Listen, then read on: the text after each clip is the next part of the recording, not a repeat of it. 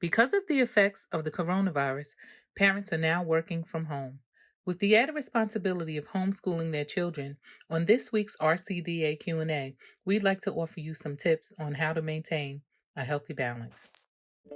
I'm also a working mom, so I'm at home taking care of my kids and trying to teach at the same time and have a puppy who's barking nonstop.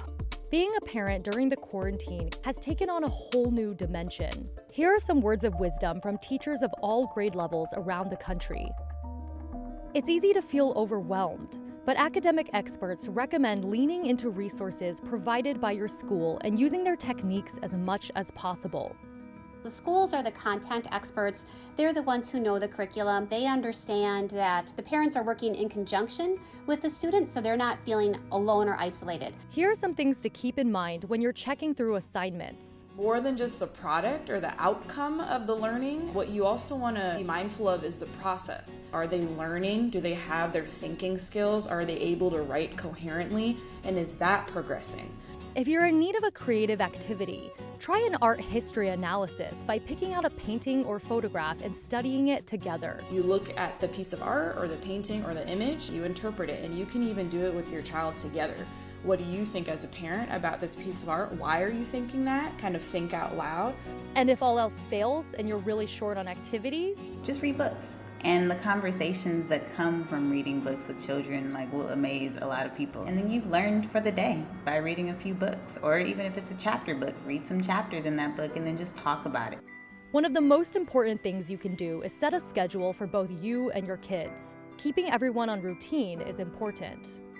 Make sure that everyone has a rhythm to the day and making sure that the young people are part of that. So really make sure that you have a start and stop time for their schoolwork, just like they would regularly. Some students learn better when taught in segments rather than in the span of several hours at a time. If you are trying to teach, rather, do it in 15-minute bursts. Don't overwhelm the kids because kids actually absorb a lot of information when they're not overloaded. It's important to give older students autonomy over their work.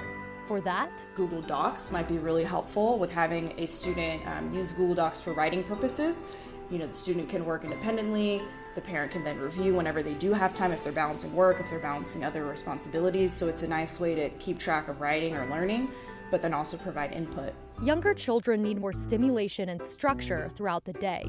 For parents that are new to being trapped indoors with your wonderful children, make sure that you are doing a lot of projects. Try to offer a lot of independence and just get them to think critically about what they're doing. And be sure to schedule in time to connect with friends they normally meet up with. Their socializing during this time is so limited. For parents who are raising students with special needs, there are several ways to keep students engaged throughout the day. Special ed kids work best with the schedule. Some of them might need pictures for their schedule. And when you give directions, review the directions with them and have them repeat the directions so you know they understand it. Also with special ed kids, it's very important, use real life objects to represent things. If you're doing a math worksheet and it's 2 + 2, have 2 stuffed animals plus 2 stuffed animals. Break their work down into small steps so it's more achievable for them. When you're reading stories, it might sound funny, but make voices for the characters. This way it'll keep them more entertained. Through remote learning, students are engaging with their teachers and school communities. Listed here are some links from the New York City Department of Education to help both students and parents with those efforts.